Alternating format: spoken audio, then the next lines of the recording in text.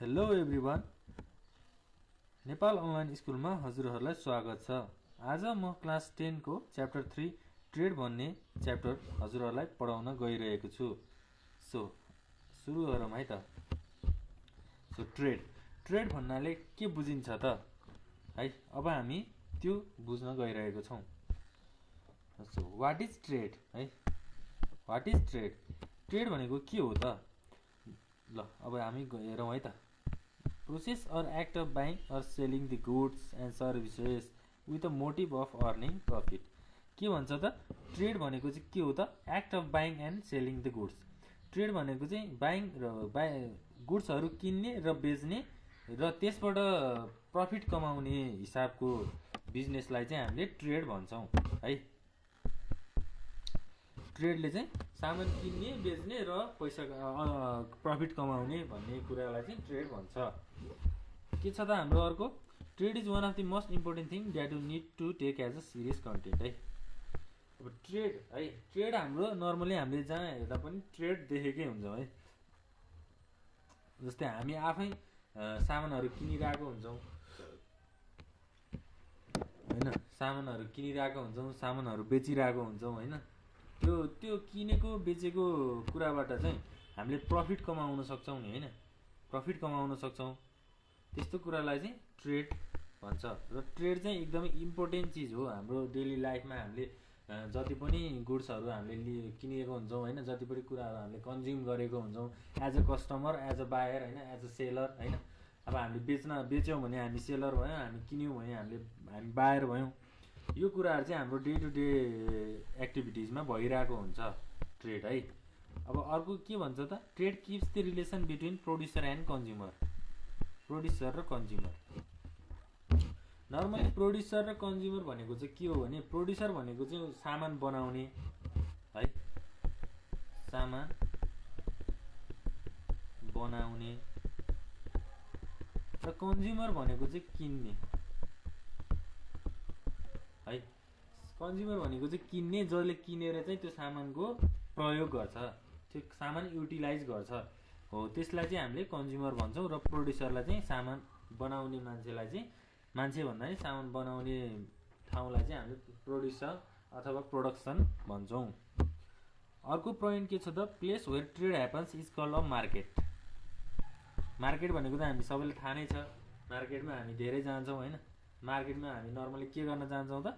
हामी आफ्नो day to day लाइफमा हुने हामीलाई चाहिने मेटेरियल्सहरू, हामीलाई चाहिने गुड्सहरू किन्न जान्छौँ मार्केटमा। नर्मली हाम्रो घरलाई चाहिने बेसिक के हुन्छ त? हाम्रो अब नर्मल्ली हाम्रो तरकारीहरू हुन्छ होइन, हामीलाई चाहिने हरेक चिजहरू चाहिँ हामी मार्केटमा जान्छौँ। मार्केटमा चाहिँ ट्रेड है, trade happens as a is called a market place होइन। त्यो मार्केटमा के भइरहेको हुन्छ त? यहाँ मैले अघि कुरा गरेको थिएँ नि, बाइङ हुन्थ्यो, सेलिङ हुन्छ। मार्केटमा त हामी किन्छौँ बेच्छौँ होइन। मार्केटको मान्छे, पसलको मान्छेले बेच्छ, हामी किन्छौँ हो। त्यो प्रोसेसलाई नै हामीले के भनेको थियौँ त? ट्रेड भनेको थियौँ हो। त्यो ट्रेड हुने ठाउँ, त्यो ट्रेड हुने प्लेसलाई चाहिँ अब के भनियो त? मार्केट भनियो होइन त हो। यो हाम्रो ट्रेड भनेको चाहिँ नर्मली यस्तो कन्सेप्ट हो है। ट्रेड भनेको चाहिँ अब हाम्रो नर्मली हाम्रो घरमा होइन, घरमा भन्दा नि हाम्रो लोकालिटी, हाम्रो कम्युनिटीमा हुन्छ। अनि यो ट्रेडको चाहिँ एकदमै ब्रोड कन्सेप्ट है, हाई कन्सेप्ट पनि छ, जुन चाहिँ हामी पछाडि पढ्न गइरहेको छौँ है। अब हामी अर्को नेक्स्ट गरौँ। के छ त हाम्रो? Types of trade. Types of ट्रेडमा के छ हाम्रो? सुरुमा होम ट्रेड छ। होम ट्रेड भनेको चाहिँ कस्तो हो त है? म नर्मली सानो कुरा भन्छु। होम ट्रेड भनेको चाहिँ कस्तो हो भने, होम ट्रेड भनेको चाहिँ कस्तो हो भने, हाम्रो कन्ट्री हुन्छ, हाम्रो आफ्नो देश हुन्छ नि होइन। त्यो देशभित्र चाहिँ जति पनि सेल्स भइरहेको हुन्छ, जति पनि पर्चेस भइरहेको हुन्छ होइन, किनबेच भनौँ न, किन्ने बेच्ने कामहरू, हरेक सामानहरू चाहिँ किन्ने बेच्ने काम हुन्छ होइन। नर्मली हामी पसलमा जान्छौँ, लुगा किन्न जानु पऱ्यो भने हामी त्यो लुगा किन्छौँ होइन। त्यो लुगा किनेर हाम्रो त्यो लुगा बेच्ने मान्छेले पनि अरू कतैबाट किनेर लिएर आएको हुन्छ होइन। त्यो बायर सेलरको चाहिँ हाम्रो डे टु डे एक्टिभिटिज भइरहेको हुन्छ नि। त्यो day to day activities buyer र सेलरको हुने काम चाहिँ कुनै पनि कन्ट्री, सेम कन्ट्री, त्यो कन्ट्रीभित्र, त्यो कन्ट्रीको बााउन्ड्रीभित्र मात्रै त्यो ट्रेडको त्यस्तो एक्टिभिटिजहरू भयो भने चाहिँ त्यसलाई हामीले के भन्छौँ त होम ट्रेड भनेर भन्छौँ। नर्मली होम ट्रेड भनेको के भयो त होम भनेको होम भन्ने बित्तिकै हामीले के बुझ्यौँ त सेम कन्ट्रीको बााउन्ड्रीभित्र बाहिर जान पाएन होइन सेम कन्ट्रीको बााउन्ड्रीभित्र हुने ट्रेड बाइङ एन्ड सेलिङको प्रोसेसलाई चाहिँ भित्र हुने बाइङ एन्ड सेलिङ प्रोसेसलाई चाहिँ के भन्छौँ त होम ट्रेड भनेर भन्छौँ है त। अब यसमा नर्मली एउटा इक्जाम्पल छ हेरौँ है। For example buying and selling goods between Kathmandu and Butwal is called as a home trade. के भन्छ त अब काठमाडौँ बुटवल भनेको हाम्रो सेम कन्ट्रीभित्र पऱ्यो नि, हाम्रो सेम कन्ट्रीभित्र पऱ्यो, हाम्रो छुट्टै डिस्ट्रिक्ट भयो तर सेम कन्ट्रीभित्र पऱ्यो नि होइन। हो यस्तोलाई चाहिँ हामीले होम ट्रेड भन्छौँ है। काठमाडौँबाट बुटवल, बुटवलबाट काठमाडौँ अब अथवा बुटवलबाट अन्त कहीँ हुन सक्यो तर के हुनु पऱ्यो त सेम कन्ट्री अथवा बााउन्ड्रीभित्र त्यो ट्रेडको एक्टिभिटिज त्यो बाइङ एन्ड सेलिङको एक्टिभिटिज हुनु पऱ्यो। त्यस्तोलाई चाहिँ हामीले होम ट्रेड भन्छौँ। र होम ट्रेडभित्र पनि अर्को टाइप्स अफ ट्रेड छ है। होम ट्रेडभित्र पनि अर्को टाइप्स छ जुन चाहिँ हामी अब कुरा गर्न गइरहेको छौँ। अब होलसेल ट्रेड है, एउटा छ होलसेल ट्रेड, अर्को छ रिटेल ट्रेड। यो चाहिँ हाम्रो होम ट्रेडभित्र है। होलसेल ट्रेड भनेको के हो त अब है। Wholesale trade is act of buying and selling the goods and services by the mediator who buys it from the producer is called wholesale trade. भनेको के बुझियो त कन्फ्युज भएर छैन म बुझाउँछु है त हजुरहरूलाई। नर्मल्ली हामी मार्केट हुन्छ एउटा, यो मार्केटमा चाहिँ लुगा पसल छ, यो लुगा पसल छ यो हामी, र हामी लुगा पसलमा जान्छौँ र लुगा किन्न जान्छौँ नि। अनि यो पसलको मान्छेले हामीलाई लुगा बेच्छ है, हामी किन्न जान्छौँ र उसले बेच्छ। तर यहाँ लुगा चाहिँ कहाँबाट आइरहेछ त, यो क्लोथ चाहिँ कहाँबाट आइरहेछ त। यहाँ यो क्लोथ बनाउने पनि कुनै ठाउँ त छ नि, कुनै अर्गनाइजेसन त छ नि होइन। यो क्लोथ बनाउने पनि कुनै अर्गनाइजेसन छ नि यहाँ XYZ। त्यो XYZलाई चाहिँ हामीले प्रोड्युसर भन्छौँ क्या। यो कपडा बनाउने ठाउँ चाहिँ कुनै हुन्छ नि, यो पसलले त हामीलाई बेच्यो नि त, तर बेच्ने ठाउँमा पनि त अन्त कहीँबाट आइरहेको हुन्छ होइन, बनाउने ठाउँबाट आइरहेको हुन्छ। त्यो बनाउने ठाउँलाई चाहिँ हामीले प्रोड्युसर भन्छौँ र हामीले किन्ने हामी कन्ज्युमर हो होइन, कस्टमर हो हामी कस्टमर। र यो बिचको पसलको मान्छे चाहिँ को हो त मिडिएटर, जसलाई हामीले के भन्न सक्यौँ त अब यहाँ होलसेल ट्रेड होलसेलर भन्न सक्यौँ। होलसेलर होइन होलसेलर भयो। हो होलसेलरको काम चाहिँ के रहेछ त एज अ मिडिएटर काम गर्ने। एज अ मिडिएटर काम गर्ने भनेको कस्तो त प्रोड्युसरबाट सामान ल्याउने अनि आफ्नो पसलमा राख्ने र आफ्नो पसलबाट कस्टमरहरूलाई बेच्ने भनेको यो मिडिएटर भयो। हो होलसेल ट्रेड भनेको त्यस्तो हो है त। र अर्को छ हाम्रो रिटेल ट्रेड। अब रिटेल ट्रेड भनेको कस्तो भएर है, the act of buying goods from wholesaler and selling to the final consumer. ल पोइन्ट आएन यहाँ, ठ्याक्क पोइन्ट निस्क्यो नि। के भन्यो त बाइङ गुड्स फ्रम होलसेलर। यो मिडिएटर भनेको के रहेछ अघि होलसेलर रहेछ। यो होलसेलरले पनि कसलाई बेच्दो रहेछ त रिटेलरलाई बेच्दो रहेछ। रिटेलर भन्छौँ है हामी, रिटेलरलाई बेच्दो रहेछ। अनि त्यो रिटेलरले चाहिँ लास्टमा फाइनल कन्ज्युमर। अब हामीले होलसेल भन्ने बित्तिकै हामीले यहाँ पहिला होलसेलबाट कन्ज्युमर भनेको थियौँ, कस्टमर भनेको थियौँ नि। यो कस्टमर चाहिँ अब यहाँ को रहेछ त रिटेल रहेछ कि, रिटेल चाहिँ यसको कस्टमर भयो, रिटेलर भन्छौँ हामी। रिटेलर चाहिँ को रहेछ त होलसेलरको कस्टमर चाहिँ रिटेलर रहेछ। अब रिटेलरको कस्टमर चाहिँ को भयो त लास्टमा फाइनल कन्ज्युमर। फाइनल कन्ज्युमर भनेको हामी, जस्तै म यहाँ अहिले मैले हामी भनेको थियौँ नि। हो यसलाई चाहिँ हामीले अब होलसेलरको कस्टमरलाई रिटेलर र लास्टमा फाइनल कन्ज्युमर, लास्टमा चाहिँ हामीले किन्यौँ गुड्स होइन। हो यस्तो कन्सेप्टलाई चाहिँ हामीले रिटेल ट्रेड भन्छौँ है त। नेक्स्ट के छ त हाम्रो प्रोसिड्युर्स अफ होम ट्रेड। अब प्रोसिड्युर्स भनेको के हो त तरिका।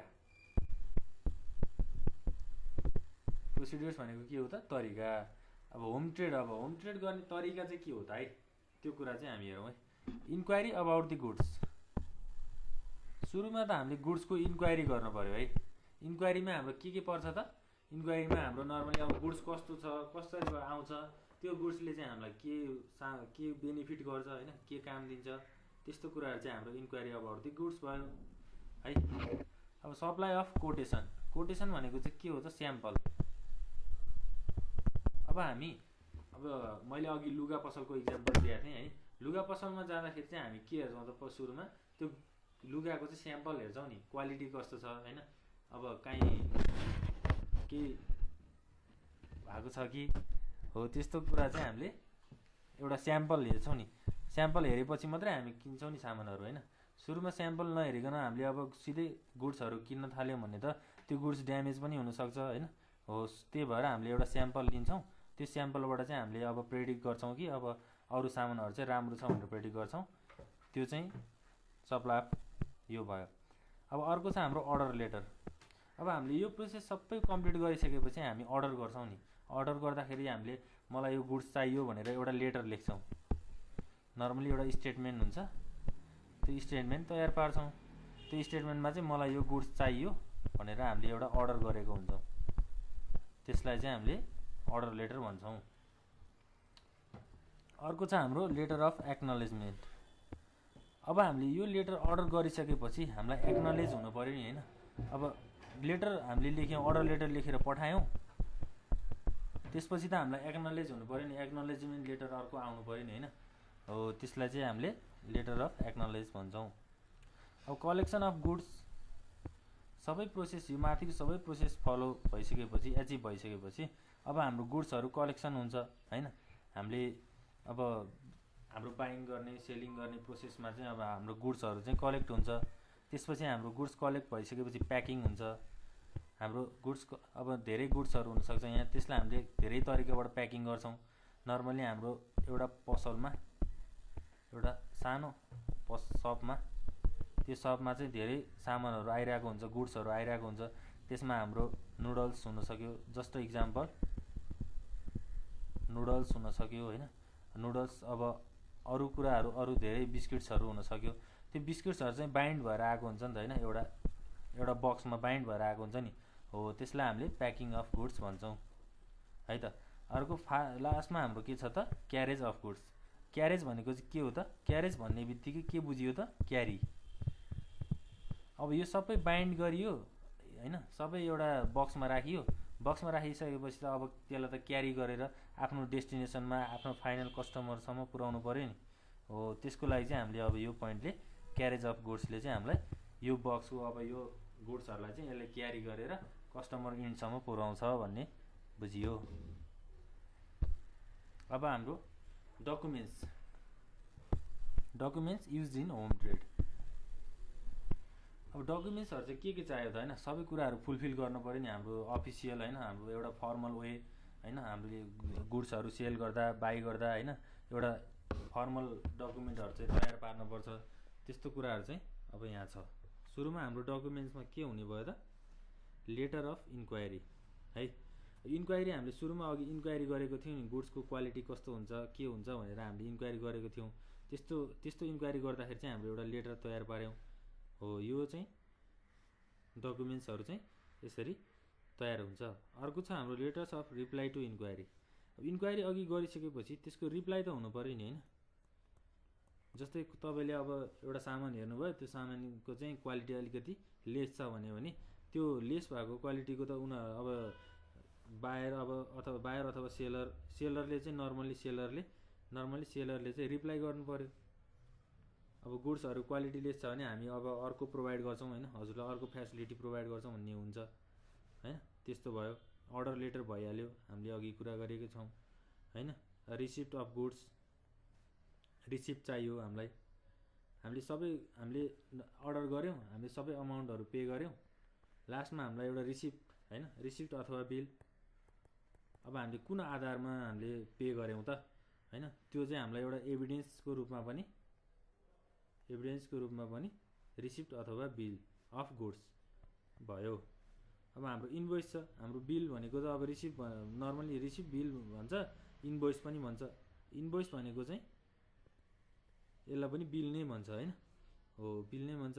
इन्भोइसमा चाहिँ हाम्रो सबै एक्नोलेजमेन्ट लेटरहरू सबै इन्भोइसमा हुन्छ। है त। नेक्स्ट अब टर्म्स एन्ड कन्डिसन्स हैन, टर्म्स एन्ड कन्डिसन्स। अब हामीले धेरै एउटा गुड्स किन्दाखेरि हामीले धेरै सोच्नुपर्ने हुन्छ, किनकि हाम्रो अब ठुलो अर्गनाइजेसन हुन्छ। त्यो ठुलो अर्गनाइजेसनमा हामीले अब प्रोड्युसरबाट गुड्सहरू ल्याउनुपर्छ अनि फाइनल कस्टमर्समा पुर्याउनुपर्छ। कस्टमर्समा पुर्याउँदाखेरि हामीले धेरै कुराहरूको ध्यान गर्नुपर्ने हुन्छ हैन, धेरै कुराको ध्यान दिनुपर्ने हुन्छ। क्वालिटी लेस भयो भने हाम्रो कस्टमर्स अब घट्न सक्छ हैन, बिजनेसमा धेरै अब लसहरू हुनसक्छ। त्यसको लागि चाहिँ हामीले टर्म्स एन्ड कन्डिसन चाहिँ फुलफिल गर्नुपर्छ।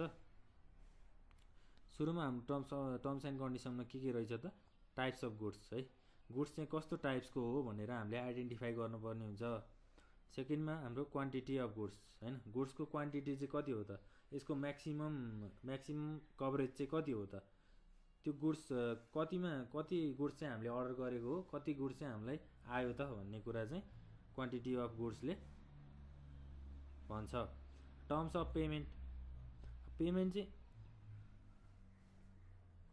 चाहिँ कस्तो अब टर्म्स अफ पेमेन्ट चाहिँ अब कस्तो तरिकाको पेमेन्ट चाहिँ हामीले गर्ने हो त है त, कस्तो तरिकाबाट हामीले पेमेन्ट गर्ने हो भन्ने कुरा चाहिँ टर्म्स अफ पेमेन्टले हामीलाई आइडेन्टिफाई गर्छ। अब हाम्रो टर्म्स अफ इन्सुरेन्स छ। अब गुड्सहरू सबै ल्याइयो, अब केही गरी गुड्स ड्यामेज भयो भने त हाम्रो इन्सुरेन्स भनेको चाहिँ गुड्सहरू हामीले किन्यौँ तर गुड्सहरू ड्यामेज परेको छ हैन, अब अथवा हाम्रो गोदाम, हाम्रो एउटा फ्याक्ट्री अथवा स्टोर हाउसमा हामीले गुड्स ल्याएर राख्यौँ तर त्यो गुड्सहरू चाहिँ पछि हाम्रो ड्यामेज हुँदै गयो भने हामीले त सुरुमा एउटा इन्सुरेन्स भन्ने गरेको हुन्छौँ नि है, इन्सुरेन्स गरेको हुन्छौँ। सो इन्सुरेन्सले चाहिँ हामीलाई के हेल्प गर्छ त, हाम्रो केही गरी हाम्रो गुड्सहरू ड्यामेज भयो भने इन्सुरेन्सले चाहिँ हामीलाई फाइनेन्सियल्ली सपोर्ट गर्छ हो। यस्तो कन्सेप्टलाई चाहिँ हामीले टाइप्स अफ इन्सुरेन्स भन्यौँ है त। अर्को छ हाम्रो means and modes of payment कस्तो तरिकाबाट गर्ने, अघि यहाँ टर्म्स अफ पेमेन्ट पनि भयो है। डिस्काउन्ट भयो, डिस्काउन्ट चाहिँ एकदमै इम्पोर्टेन्ट चिज हो है कुनै पनि बिजनेसमा। अब गुड्सहरू बाइङ सेलिङ हुँदाखेरि डिस्काउन्ट, कस्टमरले चाहिँ जहिले पनि हाम्रो डिस्काउन्टको कुरा हुन्छ। डिस्काउन्ट भनेको चाहिँ एकदमै चाहिने कुरा हो हाम्रो यो बिजनेसमा, किनभने डिस्काउन्ट भनेको चाहिँ हाम्रो कस्टमरलाई चाहिँ एकदमै, डिस्काउन्ट भनेपछि चाहिँ एउटा ठुलो इम्प्याक्ट पर्छ। त्यो डिस्काउन्टले चाहिँ धेरै मोटिभेट पनि हुन्छ र धेरै इम्प्याक्ट पनि पर्छ हो, त्यो चाहिँ डिस्काउन्टको कन्सेप्ट भयो। अब हाम्रो के छ, फरेन ट्रेड भनेको, फरेन भन्ने बित्तिकै के भयो त, फरेनलाई चाहिँ हामीले इन्टरनेसनल पनि भन्न सक्यौँ, इन्टरनेसनल है। अब यहाँ हेरौँ है त, हाम्रो के छ, foreign trade is the process of buying and selling the goods and services inside and even outside the country boundary है। के भन्छ त, process of buying and selling the goods भन्छ, inside and even outside the country boundary. के भन्छ त, कुनै एउटा कन्ट्रीबाट अर्को कन्ट्रीमा हामीले बाइङ एन्ड सेलिङ प्रोसेस गऱ्यौँ भने चाहिँ यस्तो प्रोसेसलाई चाहिँ फरेन ट्रेड भन्छ भनेर यो पोइन्टले हामीलाई भन्छ है। अब नर्मल्ली हाम्रो एउटा कन्ट्री, हाम्रो फरेन ट्रेड भनेको चाहिँ मल्टिनेसनल कम्पनीहरू हुन्छ हैन, फरेन ट्रेडमा चाहिँ मल्टिनेसनल कम्पनीहरू हुन्छ। सो एउटा कम्पनीको हेड अफिस एउटा कन्ट्रीमा छ भने, एउटा मल्टिनेसनल कम्पनीको एउटा कन्ट्रीमा छ भने त्यसको सब ब्रान्चहरू चाहिँ अरू धेरै कन्ट्रीहरूमा हुन सक्यो क्या, सब ब्रान्चहरू अरू कन्ट्रीहरूमा हुन सक्यो हो। यस्तो कन्सेप्टलाई चाहिँ हामीले फरेन ट्रेड भन्छौँ। अर्को पोइन्टले के भन्छ त हामीलाई, it helps for the international transactions. के भन्यो, इन्टरनेसनल ट्रान्जेक्सन्स भन्यो भनेपछि के बुझ्नु पर्यो त, एउटा कन्ट्रीबाट अर्को कन्ट्री अथवा दुई वा दुईभन्दा बढी कन्ट्रीबाट ट्रान्जेक्सन भनेको के हो त, बाइङ गर्ने सेलिङ गर्ने प्रोसेसको त्यो एउटा जुन फ्लो हुन्छ, एउटा फाइनेन्सियल स्टेटमेन्ट हुन्छ, त्यसलाई चाहिँ हामीले ट्रान्जेक्सन भन्छौँ हैन, between business holders and country to country. Business holders भनेको त अब धेरै कन्ट्रीमा हुन्छन् हैन, मैले अघि भने एउटा हेड अफिस हुन्छ, त्यसको सब ब्रान्चहरू चाहिँ डिफ्रेन्ट कन्ट्रीमा हुन्छ हैन। बिजनेस होल्डर्स भनेको चाहिँ बाइङ र सेलिङ गर्ने हैन। उनीहरूले अब सेलिङ गर्छन्, त्यो चाहिँ प्रफिट अर्न गर्नको लागि, त्यो मोटिभमा चाहिँ प्रफिट अर्न गर्नको लागि चाहिँ यस्तो कुरा फरेन ट्रेडहरुको कन्सेप्ट भइरहेको हुन्छ। नेक्स्ट छ हाम्रो procedures of foreign trade. Procedures भनेको तरिका हैन फरेन ट्रेडको है। अब के छ त सुरुमा इन्क्वायरी लेटर। इन्क्वायरी लेटर भनेको के हो त? इन्क्वायर गर्ने के, इन्क्वायरी गर्ने, पहिल्यै डिटेल सर्वे गर्ने, डिटेल सर्वे गर्ने र एउटा स्टेटमेन्ट तयार पार्ने, त्यसैलाई हामीले के भन्छौं त? इन्क्वायरी लेटर भन्छौं है। अर्को छ हाम्रो reply to the enquiry or quotation. जस्तै हामीले इन्क्वायरी गर्यौं र एउटा स्टेटमेन्ट तयार गर्यौं है। स्टेटमेन्टलाई नर्मली इन्क्वायरी लेटर भन्यो र इन्क्वायरी लेटर बनाइसकेपछि चाहिँ त्यसलाई हामीले रिप्लाई गर्नु पर्यो। त्यो इन्क्वायरी लेटरमा चाहिँ हाम्रो के अब के यहाँ कन्टेन्टहरु हाम्रो प्लेस्ड भएको छ त, हामीले तयार पारेको छौं, त्यसलाई चाहिँ रिप्लाई गर्नु पर्यो है। अर्को छ हाम्रो प्लेसमेन्ट अर्डर।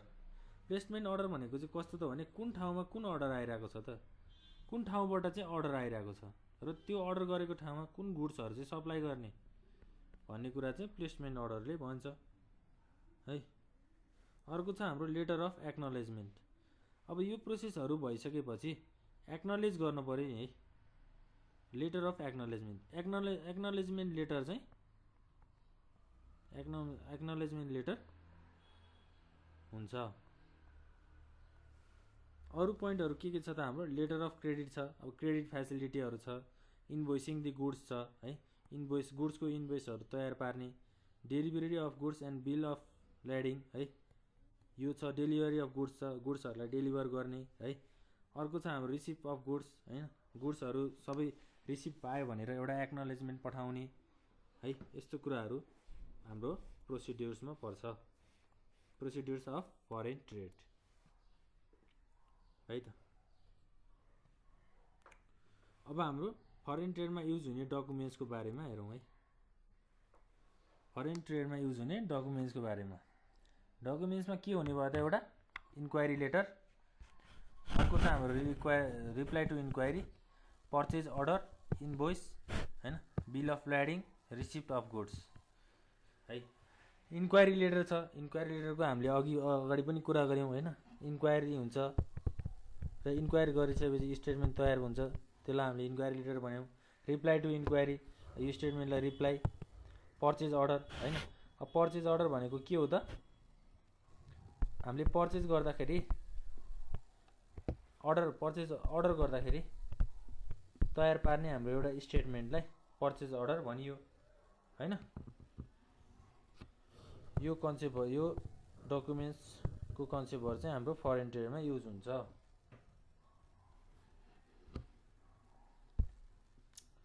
अर्को छ हाम्रो terms and conditions of foreign trade.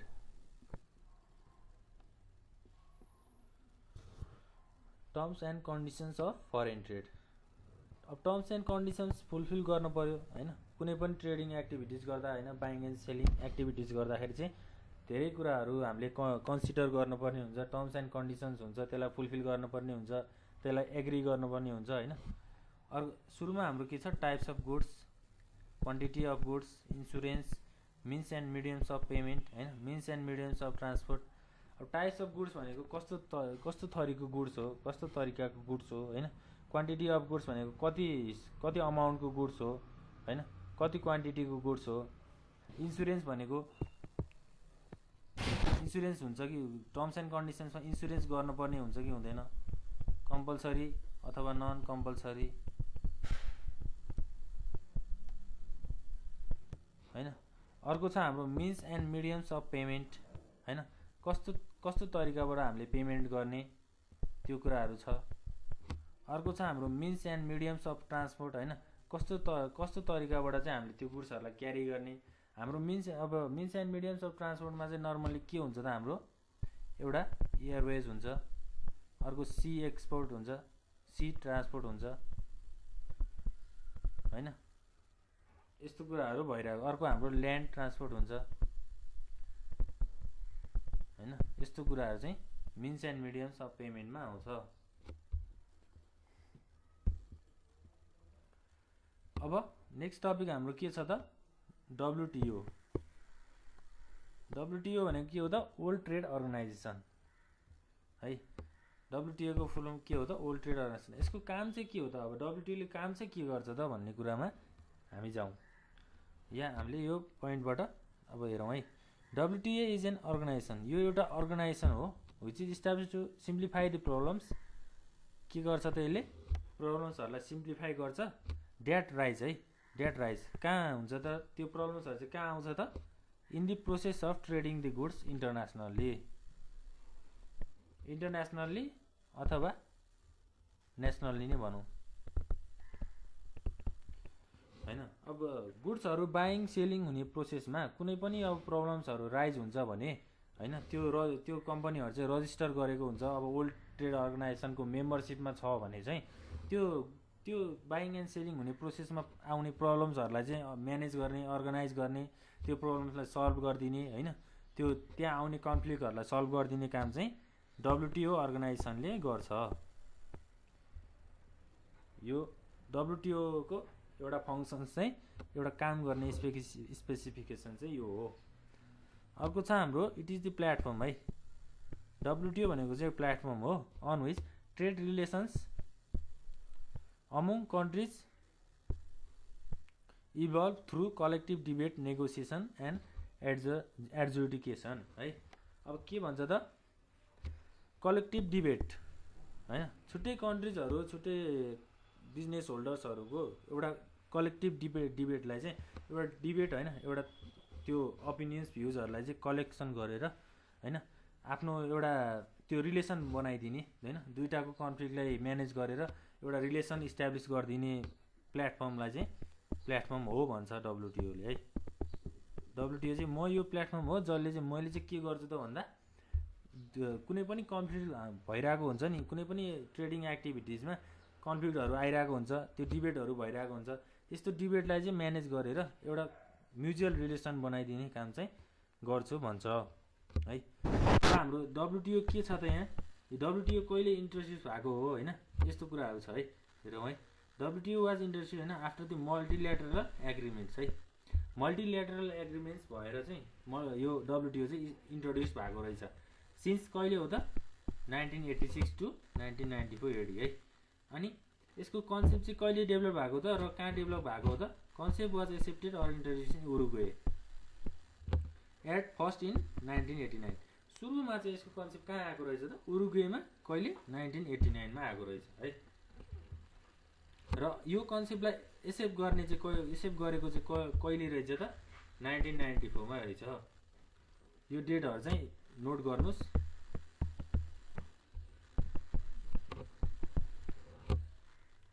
अनि कुन कन्ट्री, अब यो एक्सेप्ट भएको कन्ट्री चाहिँ कहाँ रहेछ त, मिटिङ हेल्ड एट मोरक्को। मोरक्कोमा चाहिँ एउटा मिटिङ हेल्ड भएको रहेछ जहाँ चाहिँ यो कन्सेप्टलाई चाहिँ एक्सेप्ट गरियो। कहिले त, 1994 मा एक्सेप्ट गरियो है। अब अर्को नेक्स्ट जाउँ हामी, फङ्सन्स, डब्लुटिओ को फङ्सन्स है। फङ्सन्समा त हामीले अघि पनि कुरा गरेका थियौँ यस डब्लुटिओ को काम के हो भनेर। अब हामी यहाँ हेर्छौँ, helps to solve the problem regarding the trading process. मैले अघि पनि यो पोइन्ट नोट गरेको थिएँ, ट्रेडिङ प्रोसेसहरूमा हुने प्रब्लम्सलाई चाहिँ यसले सल्भ गर्छ। It क्यारिज out periodic reviews of the trade policies of its member countries हैन। त्यो डब्लुटिओ को मेम्बर्स कन्ट्रिजमा चाहिँ ट्रेडिङ एक्टिभिटिज भइरहेको हुन्छ, त्यसमा चाहिँ पेरियोडिक रिभ्युज हैन, त्यसको रिभ्युजहरू लिने हैन, त्यसको पोलिसीहरू बनाउने, यो तरिकाबाट जाँदा चाहिँ ठिक हुन्छ भनेर एउटा सिस्टम बनाउने काम चाहिँ डब्लुटिओ ले गर्छ। अर्को चाहिँ के हाम्रो, it helps to administer the multilateral trade agreement है। मल्टिल्याटरल ट्रेड एग्रिमेन्ट भनेको चाहिँ नर्मल्ली हाम्रो इन्टरनेसनल नै हुन्छ है। यो ट्रेड एग्रिमेन्टलाई चाहिँ यसले एडमिनिस्ट्रेटर गर्ने काम गर्छ, यसले कन्टिन्युअसली मोनिटर गर्ने काम गर्छ है डब्लुटिओ ले।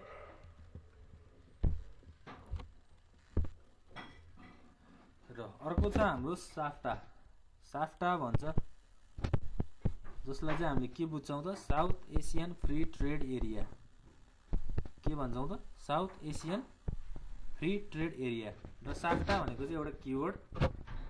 साफ्टा भनेको के हो भनेर हामी हेरौँ है। साफ्टा भनेको चाहिँ के हो त? SAFTA is a free trade permanent agreement है। के रहेछ त? Free trade permanent agreement among the neighbouring countries है। Among the neighbouring countries with the purpose of removing all the tariffs. Tariffs भनेको obstacles among the member countries है। But they have authority to impose tariffs against non free trade area है। Non free trade area भनेको चाहिँ के हो त? यो स्याफ्टामा membership नभएको कन्ट्रिजहरू है। त्यो कन्ट्रिजहरूको चाहिँ अब एउटा अथोरिटी हुन्छ नि, एउटा अथोरिटी मेम्बरसिप हुन्छ। त्यो मेम्बरसिपभित्र बसेर चाहिँ त्यो ट्यारिफ्सहरू कन्फ्लिक्ट्सहरू त्यो अर्गनाइज गर्ने होइन, त्यसलाई रिमुभ गर्ने त्यो नेबरिङ कन्ट्रिजहरूमा, त्यस्तो काम चाहिँ स्याफ्टाले गर्छ। स्याफ्टा है, south Asian free trade area. यसको अब्जेक्टिभ्स, यसको गोल होइन, यसको मेन एचिभ गर्ने गोल चाहिँ के हो त त्यो हेरौँ है। स्याफ्टाले के गर्छ भन्ने कुरा चाहिँ यहाँ हेरौँ। To promote free trade competition within South Asian regions. के भन्छ त? साउथ एसियन रिजन्सभित्र चाहिँ त्यो फ्री ट्रेड कम्पिटिसनलाई चाहिँ प्रमोट गर्ने काम गर्छ क्या यसले। फ्री ट्रेड कम्पिटिसन भनेको कस्तो त? अब बाइङ र सेलिङ गर्ने प्रोसेसहरू, ट्रेड गर्ने प्रोसेसहरू चाहिँ कम्पिट गर्ने क्या, एक अर्कासँग कम्पिट गर्ने, कम्पिटिसन गर्ने होइन। त्यो चाहिँ यसले प्रमोसन गर्छ अरे। स्याफ्टाले चाहिँ कुन कहाँ मात्र त? साउथ एसियन रिजन्समा मात्र है। अर्को छ हाम्रो to create mechanism for the implementation of agreement है। अब एउटा एग्रिमेन्टलाई इम्प्लिमेन्ट गर्दाखेरि चाहिँ मेकानिजम है, एग्रिमेन्ट इम्प्लिमेन्टेसन गर्ने मेकानिजम चाहिँ यसले क्रिएट गर्छ अरे, यसले बनाइदिन्छ अरे। त्यो भन्छ स्याफ्टाले। के भन्छ त? एग्रिमेन्ट इम्प्लिमेन्टेसन गर्ने मेकानिजम क्रिएट गर्ने, बनाइदिने काम गर्छ है। अब अर्को छ to establish a framework for the future regional cooperation and enhance mutual benefits. Mutual benefits भनेको कस्तो त? एक आपसमा बेनिफिट हुने, एक आपसमा राम्रो फाइदाहरू हुने होइन, इन्हान्स मोटिभेट गर्ने होइन, म्युचुअल बेनिफिट्सहरू आउने मोटिभेट गर्ने। र त्यो मोटिभेट चाहिँ कसरी हुने त? एउटा फ्रेमवर्क चाहिँ इस्ट्याब्लिस गर्छ अरे क्या होइन। फर द फ्युचर भन्छ, एउटा फ्रेमवर्क चाहिँ बनाउँछ, इस्ट्याब्लिस गर्छ फ्युचरको लागि। त्यसले चाहिँ के गर्छ त? इन्हान्स म्युचुअल बेनिफिट्स, त्यसले चाहिँ म्युचुअल बेनिफिट्सहरू, फाइदाहरू चाहिँ ल्याउँछ भनेर भन्छ। स्याफ्टाको फङ्सनालिटी चाहिँ यो हो। ल अर्को छ हाम्रो इन्भोइस। अब इन्भोइस भनेको के हो त्योतिर जाउँ है त हामी।